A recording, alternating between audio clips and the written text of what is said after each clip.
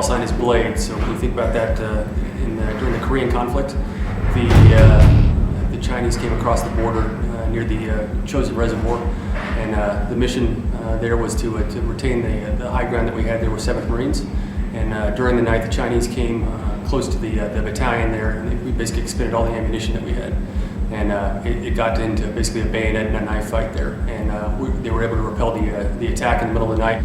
And then more recent history, when I think of 37, and when I found out I was coming to 37, I thought about the recent history, the last 12 years of combat, and 3rd Battalion, 7th Marines being the only infantry battalion to continually deploy to either OIF or OEF over the last 12 years, 8 back-to-back deployments, 5 of which were to Iraq and then 3 here to Afghanistan.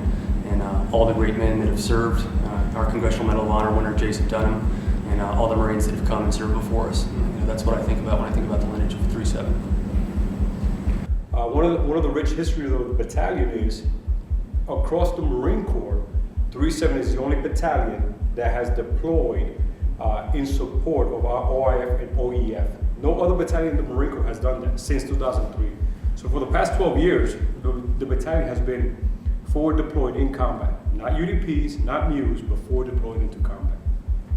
Unlike previous deployments, 37's mission was complex, difficult at times, and challenging. We were here to support the transition of the Afghan National Security Forces into a leadership role, and also to support the government of Afghanistan as we left the country. The specific part of that we had from the coalition forces was to retrograde all of the bases in our area of operations in preparation for the Marines to leave. What we did here we closed, 4 positions in 60 days? I mean, that's no small task. So, I mean, what the Marines had to do while still beating back a pretty deliberate enemy threat against most of those positions were close FOBs that used to have, battalion-sized positions at one point in Musa Kela, Shergazi, and Shukvani. So the mission of the ROC is to conduct intelligence-driven offensive operations to disrupt an enemy threat. What that really means to us, though, is we're trying to apply maneuver and firepower against enemy networks in areas where there are no more coalition forces, and the ANSAF do not have the ability to influence just yet. I think we did a great job. The Marines did really well. I mean, they maintained those positions. As they're getting retrograded and shut down, we continue to kind of hold water there in Sangin, continue to support the ANSEF and whatever they were trying to accomplish there, take care of their casualties.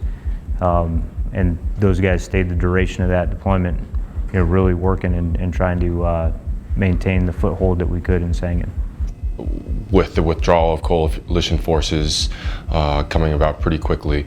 So we wanted to transition the ANA medical team that was down there to be better able to take care of casualties on their own independently of coalition forces. Well, I think it's important that we don't make it like our last 10 years were just a waste of time. If we get out of here and they can't do nothing about it, then we kind of wasted our time here. But I think they've came a long ways and can actually start being able to do that. So. Each deployment's unique in its own way. You look back at 2010, like Operation Hornet's Nest, the clear southern Musa Kela, there were no PBs, there were no cops, there was nothing. It was just 3-7 in VIX and clear in southern Musa Kela, moving up to 1-2 in northern Musa Kela. So it was resupply? No, there's no resupply. It was chickens, goats, well water. I look back at, I think it was Kilo 3 and Weapons Company. They're on the west side of the Wadi, and they had taken the infamous castle, and I think it was like 60-70% of the guys had really bad dysentery, just terrible. The west side of the Wadi was pretty much the same. My platoon started to tell us some days, like, hey, one water bottle per fire team until we get to the next compound where, there's going to be a well. Before Operation Sangin Sunrise, we got the op order. The battalion commander from the Brits told Colonel Tipton, like, hey, brother, check it out. You're not going to make it past that first tree line, and if you do, you're going to have 10 of your guys left. Like, that's how it's going to be. So Colonel Tipton's like, Roger, good to go. We'll see what happens. So, and less than a week later, Kilo had made it to the Helmand with 3 patrol bases established. There was no PBs, same thing, no cops. There was no posts. It was fighting holes and sandbags, You look at 2011 coming in, there's more stability, there's a patrolling effort, there's more patrol bases, working more of the coin piece. The fight with the enemy had died down a little bit, so that deployment was unique also. This deployment, completely different. You know, you look at the first part of the deployment, closing down the fobs, you know. So we moved back from Shikvani, and here we are, we're living in beds, going to the chow hall, getting like hot chow, completely different. And I look back to Operation Nightmare 1 with India Company, the battalion commander. I think he had it spot on. He said, you know, you're going to be here, you're going to be going to the chow hall, you'll take your shower, you'll wake up in the morning, make your way over the flight line, 20-minute ride up to Nowzat or wherever, get in the fight with the enemy for a few hours, and you're coming back and you're eating ice cream. It's like completely different tempo, you know, and that's how it was doing the rock missions with Kilo in India. You know, we're here, we're doing our thing. It's a slow tempo. Get out there, kick down the front door of the enemy, kick his 2 front teeth in, come back, you're eating ice cream with your buddies. It's like completely different from any of the other 2 deployments. So. My first deployment in 2010, there was a lot of booms, a lot of contact. We were in contact all the time, patrolled every day. My second deployment, you know, we still patrolled a lot, but it was a lot less kinetic. And then now you got to think the last 3 months of this, a mission once every other week, once a week. We're living in Leatherneck, turned almost everything over to the ANSAF forces, so it's a lot different. Yeah, the Marines are definitely ready for the deployment. Basically, we did everything that you can do as an infantry battalion to prepare for deployment. And we started with just making the Marines lethal first. So once the Marines were really good at having the ability to kill the enemy, that's when we worked in the other stuff. And I think with the things that the Marines have faced this deployment, it's really shown through how well they've accomplished what they've had to.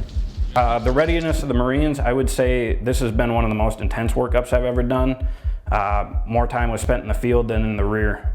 Culminated with ITX out in the Mojave Desert. The Marines got a lot of training as far as how to work with the Afghans.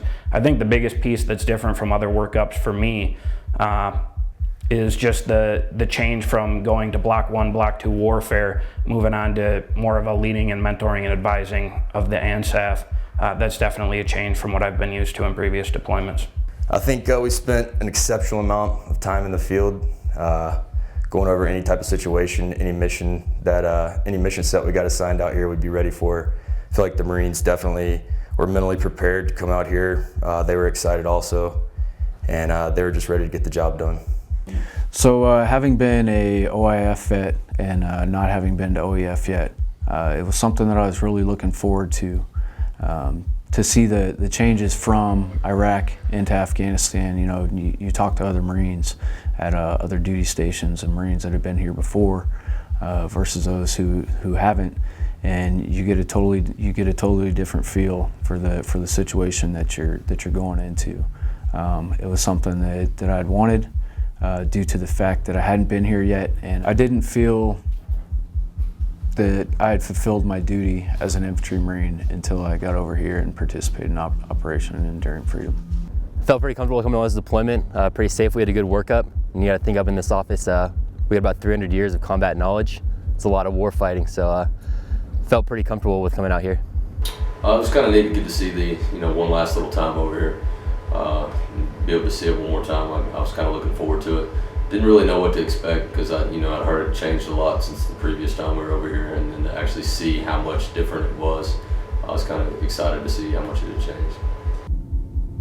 My first time in Afghanistan was winter of 2007, and we were here for 7 months. There weren't many other Marines here at the time. It was the beginning of the transition of Marines into the country, and I'll tell you that every day was a rolling gunfight with the enemy. Every day was a rolling gunfight with the enemy.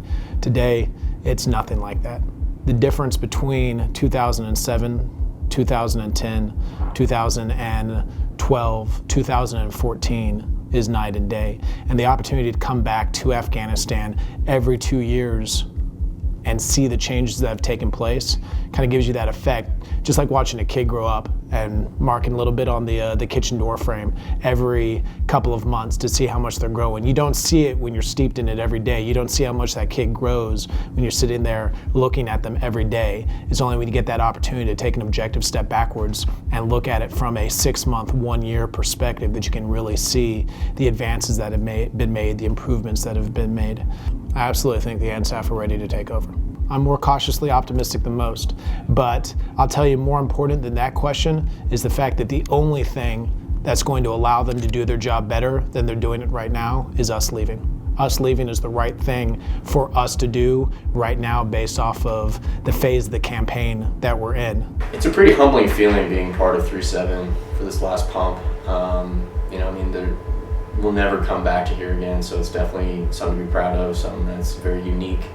I guess humble is the right word. You know, I mean, 37's done deployments either to Iraq and Afghanistan ever since the war on terror started. So to be a part of at least one of those deployments is an honor, and it's very humbling.